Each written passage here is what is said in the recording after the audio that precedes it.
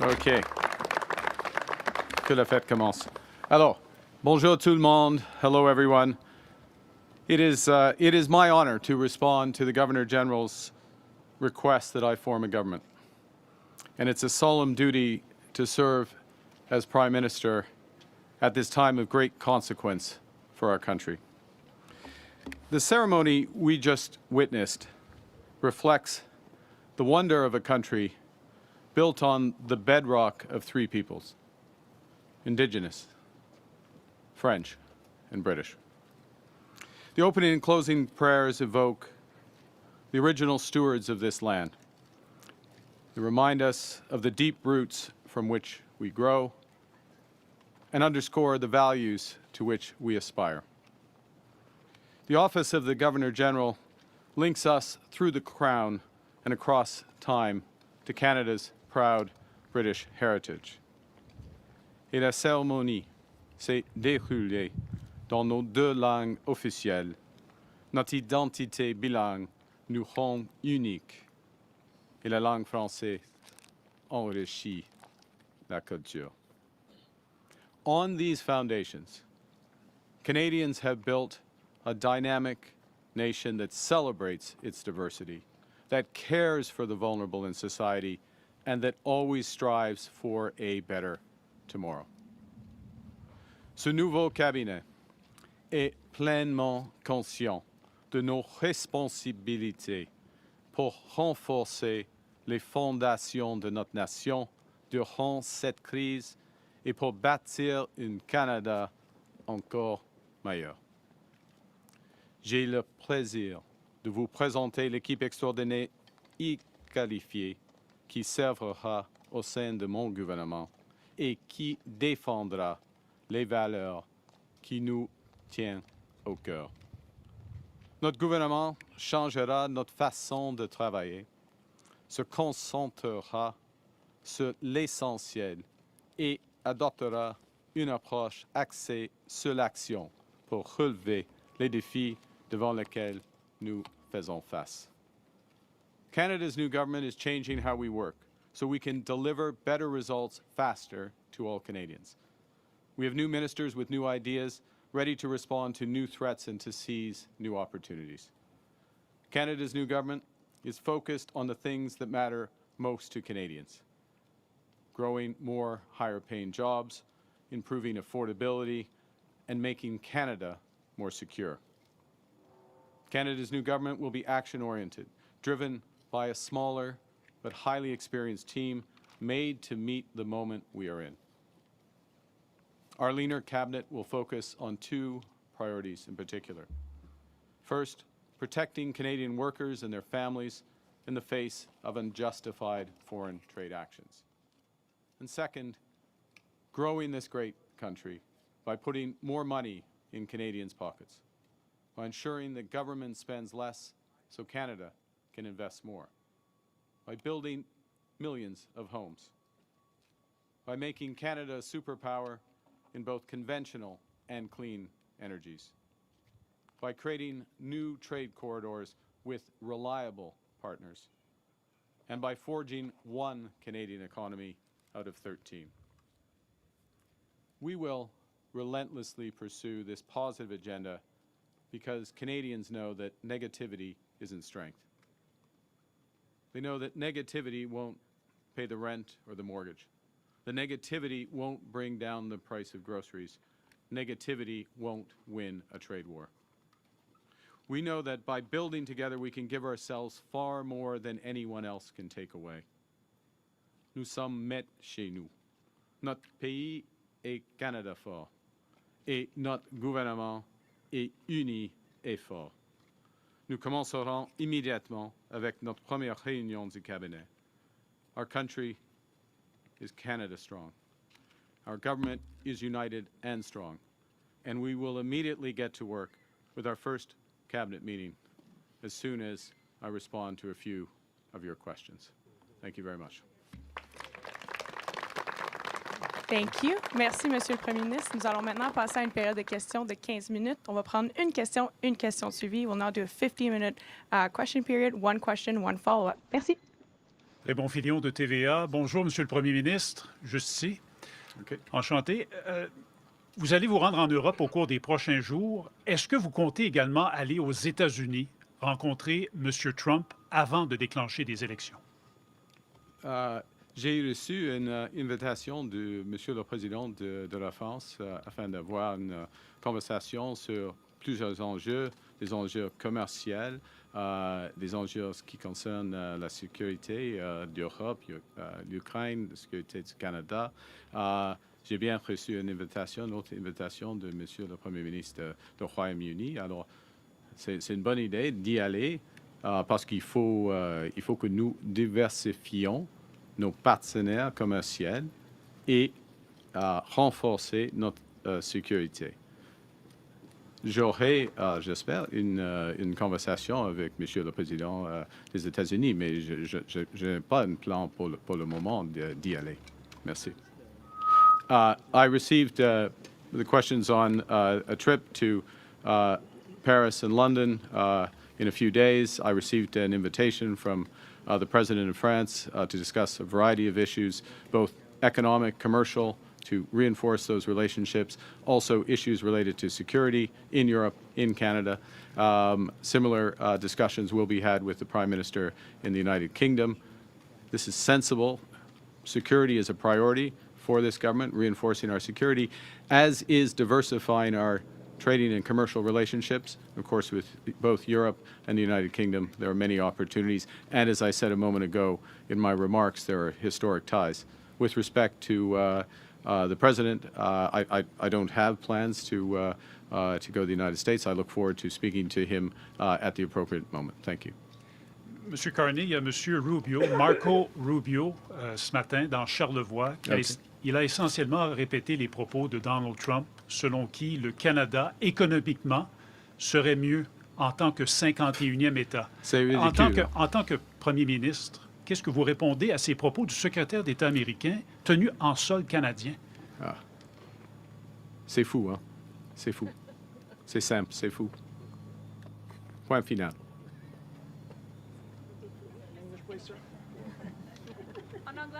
It's crazy. His point is crazy. That's it. Question. Yeah. Hi, Prime Minister Tom Perry with CBC. Can I ask you what your plans are for the next few weeks? Are you going to be bringing back the House? Are you going to be calling an early election? And if so, when should Canadians expect to go to the polls? Well, they certainly should expect to go to the polls before November. The news today is behind me. An exceptional group of individuals who are serving Canada, united, focused cabinet, focused on action, focused on the issues for Canadians. We are, as I said a moment ago, we will be going to take some decisions which directly meet some of the objectives I set out in my remarks and we've been discussing. That's the news for today. There will be other news in the coming days with respect to ensuring that we have as strong a mandate that is needed for the time. Thank you. And when you're in Europe, are you going to be seeking assurances from Canada's allies that this country will never become America's 51st state? And when would it be an appropriate time for you to take that message to the U.S. President? Well, I've been clear, personally I've been clear, the ministers behind me, I think to an individual, when asked, have been clear that we will never, ever, in any way, shape, or form, be part of the United States. America is not Canada. Look at the ceremony we just had. You could not have had that ceremony. You would not have that ceremony in America. Look at the cabinet behind me. You would not have that cabinet in America. You do not have that cabinet in America. We are a very fundamentally different country. So irrespective of any issues economically, fundamentally to our core, to our identity, is one reason why we have a minister, and I will thank Mr. Guilbeault to be our Minister of Canadian Identity and Culture and bringing in all those aspects and reinforcing them. So before we get to the economics of it, we won't be part of it. And when we get to the economics, then the President is a successful business person and deal maker. We're his largest client in so many industries. As the Minister of Finance and the Minister of Industry, Monsieur Leblanc and Monsieur Champagne, have made this point. And clients expect respect and working together in a proper commercial way. So the nature of Canada means we won't. The economics means we shouldn't.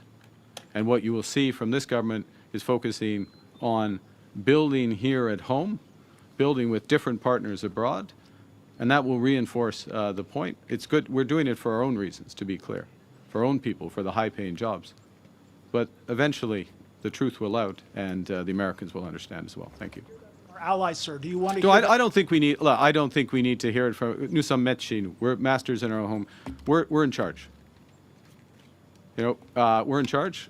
It's always nice when people say nice things about you, but we don't need it. We're not seeking it. What the discussions I will have on behalf of the government in Paris and in London will relate to opportunities that both our countries share, as well as our shared history. Monsieur le Premier ministre, Valérie Gamache de Radio-Canada, enchantée. Merci. Vous n'avez pas de ministres qui viennent de l'Alberta, qui ont une circonscription en Alberta. Est-ce que c'est parce que vous songez vous-même à vous présenter dans une circonscription albertaine? Ouais, vous avez raison que j'ai grandi en Alberta et j'ai lancé ma campagne à Edmonton, ça c'est sûr. C'est pas le moment d'annoncer ma circonscription. Alors, votre prochaine question? It's a question. I'm complimenting the journalist from Radio-Canada, and I would like to compliment the very existence of Radio-Canada, and I'd like to reinforce that my government would be reinforcing. It goes back to Canadian identity, culture. This is away from the news, but the broader sense. So I'll finish the answer. I compliment the question. She's recognizing that I grew up in Alberta. I launched my campaign in Alberta. I'm just reinforcing today.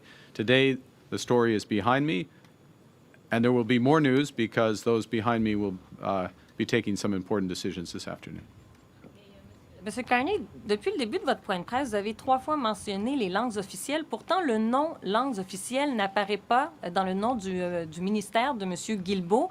Et vous avez remplacé patrimoine par identité canadienne. Est-ce qu'il y a là un message pour le Québec? Pas du tout. Pas du tout. C'est un renforcement de notre identité.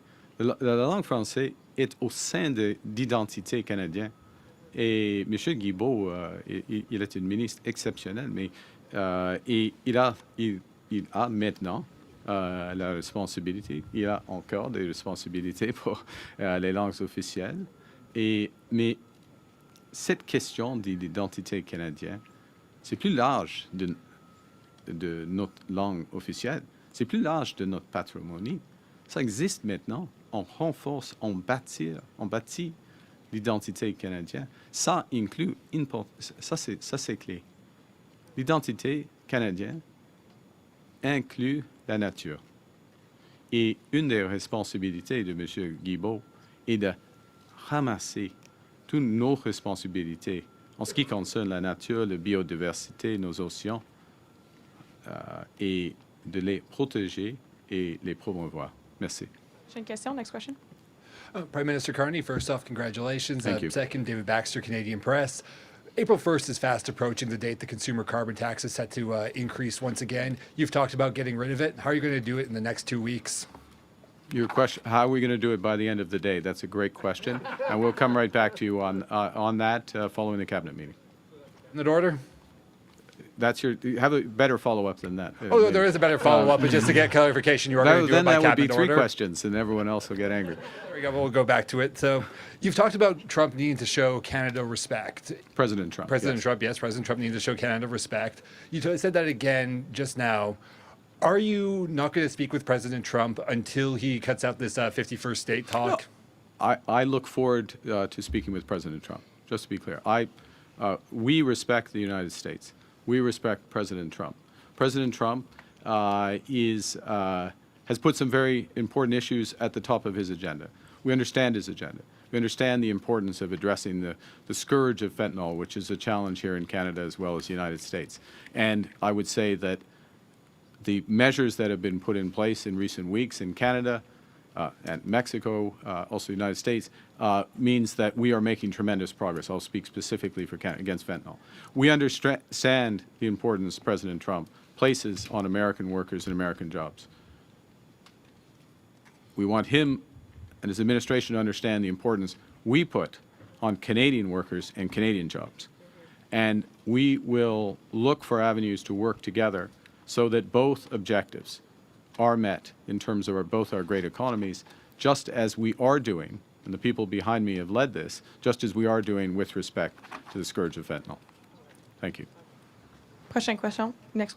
Hi, Prime Minister Carney. I'm Jillian Piper with Global News. I understand that your assets have been put into a blind trust. I wanted to ask you, what is the value of the assets and where did they come from? How can Canadians know that there's no conflict of interest if they don't know where the assets come from? That's an odd question, or odd way of framing it. The assets are in a blind trust. So, and can I point out that for those who don't follow this, I have 6 months to put, or 120 days to put the assets in a blind trust. I already have put the assets in a blind trust. And once assets are in a blind trust, you don't know that, by definition, you don't know the assets because the trustees take over the responsibility. I would like to reassure you that the assets that I have were earned through employment. Employment income, employment as a public servant, and employment in the private sector. And I would note as well that employment in the private sector is something that the Leader of the Opposition has never experienced. And I would point as well that complying or meeting standards expected of a leader of a party, let alone a Prime Minister, is something that the Leader of Opposition has not respected either, and I'm speaking directly with respect to his refusal, still at a time of great crisis, to get his security clearance, something I managed to do in 2 weeks. En ce qui concerne mes actifs, j'ai eu des jobs dans le secteur privé, dans le secteur public, et j'aurai des actifs maintenant, et c'est dans une fiducie avec, en effet, je ne sais plus la composition des actifs. Ça, c'est le point d'avoir.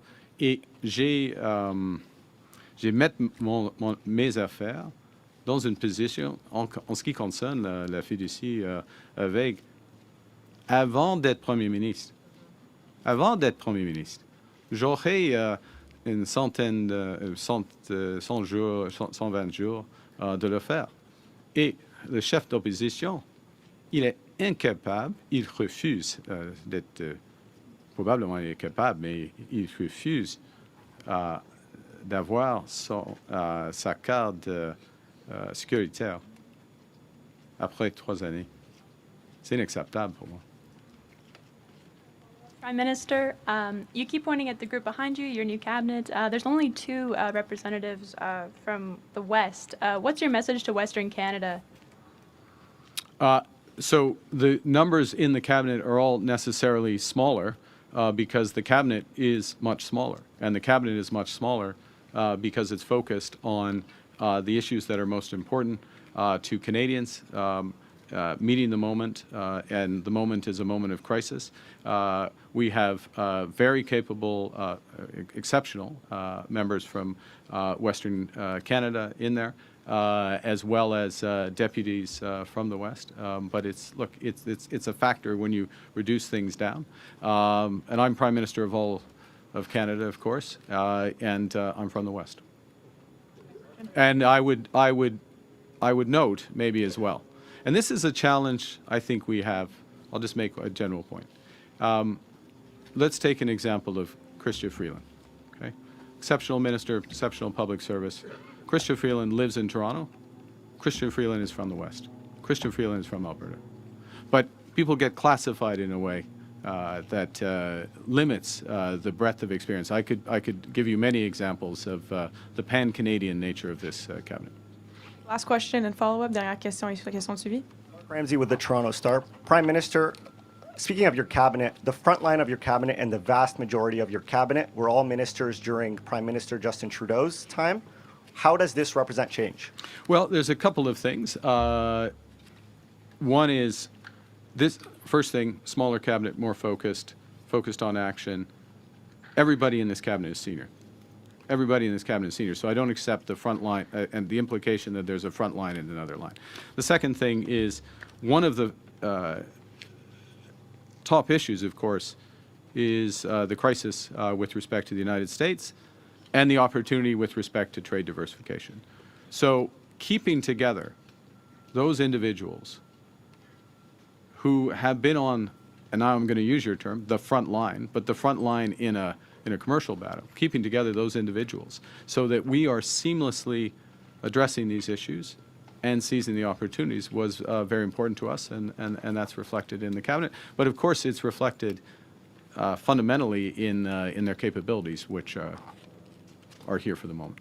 And on President Trump, what makes you think you personally would be better fit to handle him than Trudeau was, and why do you think he'll have more respect for you than he did for him? Look, I'm not going to put myself into to represent that President Trump in any way, shape, or form.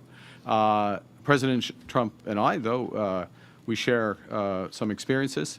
I have been in the private sector. I have worked in the real estate sector. I have done large transactions. I have worked with him during his first presidency at the G20, at the G7. I respect what he is looking to accomplish. And we have built a base through the interactions that we've had, including as of yesterday with the meetings of the Minister of Finance, well, I'll say, because their roles have slightly changed, Monsieur Champagne and Monsieur Leblanc, and Premier Ford with the Secretary of Commerce, as well as the meetings that the Minister of Foreign Affairs had with her G7 counterparts, including Secretary Rubio. So we are building that base.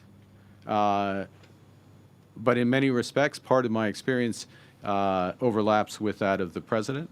We'll both be looking out for our countries. But he knows, and I know from long experience, that we can find mutual solutions that win for both. Thank you. Sur Monsieur Trump, s'il vous plaît. Ça, c'est, en ce qui concerne M. Trump, alors, lui et moi, nous avons des expériences similaires dans le secteur privé, par exemple dans l'investissement dans le secteur immobilier, par exemple. Je le connais et j'ai travaillé avec lui, ou pour lui en effet, parce qu'il était chef d'État pendant son premier mandat, afin de régler des choses dans le secteur financier à l'échelle de G20. Mais ce qui est important est que le Canada a fait de progrès dans les discussions de M. Champagne, Mme Joly, M. Leblanc, avec leur homologue. Alors, il y a une base qui existe et il faut trouver des solutions à partir de cela. Merci. Thank you. This puts an end to our press conference. Ce qui va faire notre presse conférence.